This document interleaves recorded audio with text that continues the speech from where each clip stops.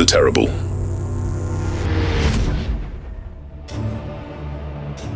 The idea of an evil spirit was foreign to Stephanie. As far as she was concerned, her babysitter could handle her son, Zach. He was just a toddler and usually behaved well.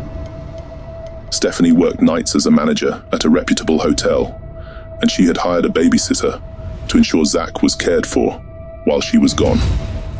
After catching her husband using drugs when he was supposed to be watching their son, she had won custody.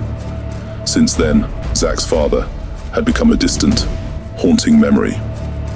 One Friday evening, Stephanie returned home from work earlier than usual. Fortunately, that night she didn't have a shift to cover.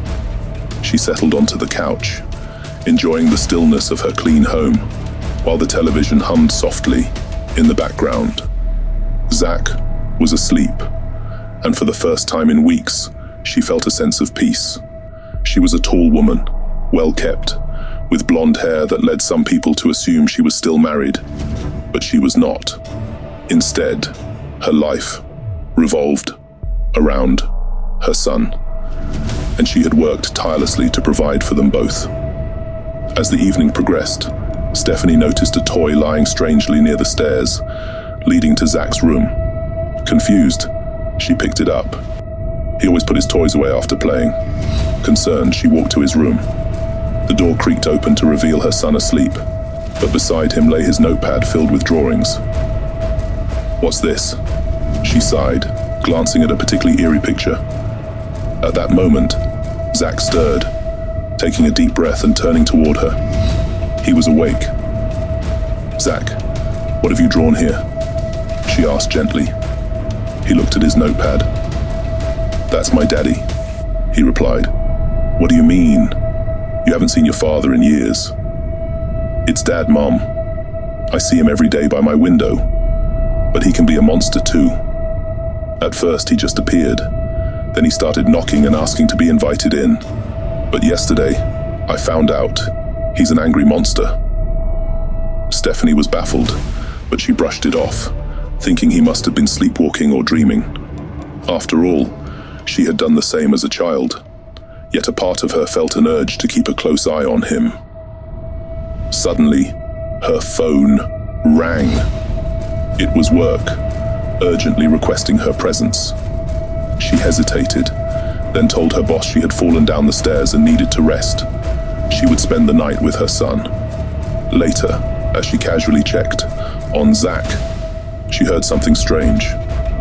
Voices, muffled and unclear, echoed from his room. Her heart raced. Without thinking, she opened the door. To her shock, a dark shadow loomed at the window, but as soon as it saw her, it fled, disappearing into the darkness. She had to get to the church. Only the Lord could save them now. The church was close, but she drove like a madwoman, her heart pounding in her chest.